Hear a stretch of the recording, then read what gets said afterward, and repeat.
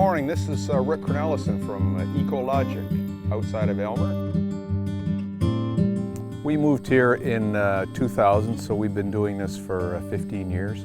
As a cash flow measure, we started growing fresh market produce.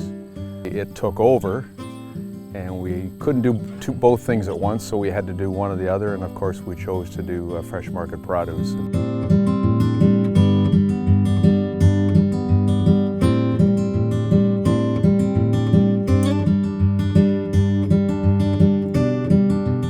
We're in a greenhouse here, and believe it or not, this used to be an old tobacco greenhouse.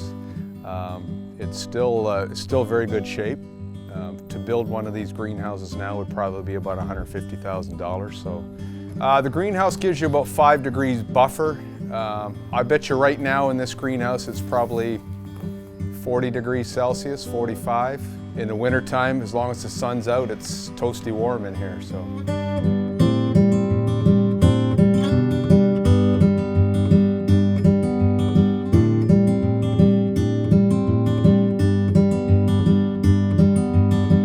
I just like being outside all the time, and there's always something to do. There's always some challenges. I don't mind the hard work, and I'm glad to be able to supply people with good food, and most people are very appreciative about that.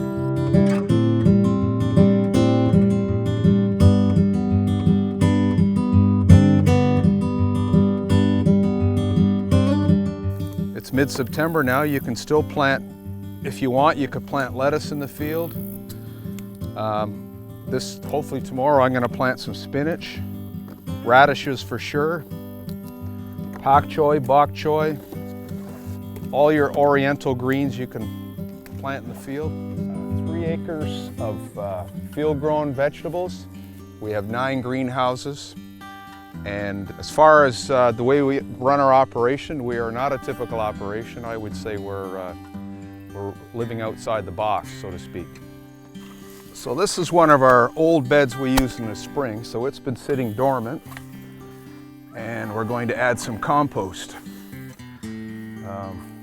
Our major component of plant nutrition is compost, so we do all our own composting. We actually have a huge compost pile where people in the community can bring their compostable products. We do a lot of planting in raised beds.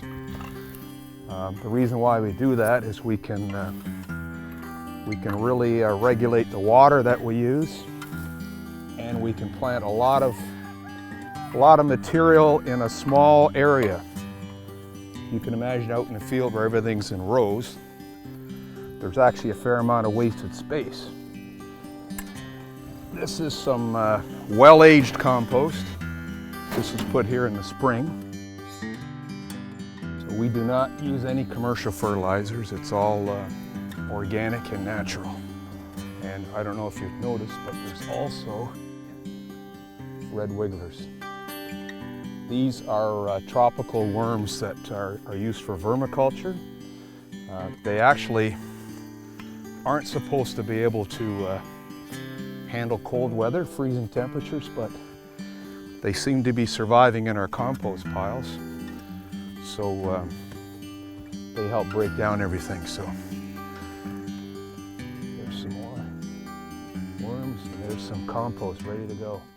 People didn't like the colors of stuff, and you know, the tomatoes didn't look round and they weren't red, but now it's completely opposite. That's all people want, and they understand the value of that. And we sell a lot of stuff that, you know what, it doesn't look perfect, but people are happy because the flavor's there, the nutrition's there, and in a lot of cases, the reason why we grow heirloom varieties is they're usually better tasting, have better nutrition. And in this neighborhood, there's a lot of factory farm operations. They grow everything from peppers to watermelons, strawberries. It would make you sick if you saw how much stuff is thrown away. It's incredible. And like the grocery stores, They dictate what everything should look like, the size, the shape, the color, the packaging. And these people are they're at the mercy of the grocery stores.